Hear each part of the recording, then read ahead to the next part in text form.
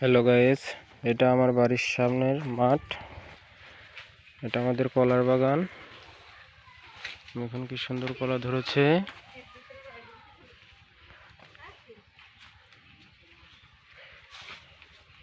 এখানে আমরা পাশে লাল শাক বুনেছি।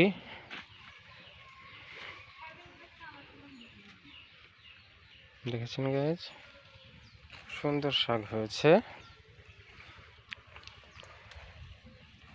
এবং পাশে বুনছি মূলা। দেখেন মূলা কত বড় বড় হয়ে গেছে।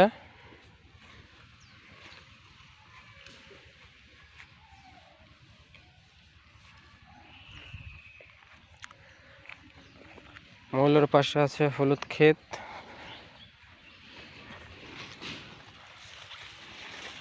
এই হয়তো 10-15 দিন পরে হলুদ উঠানো শুরু হবে।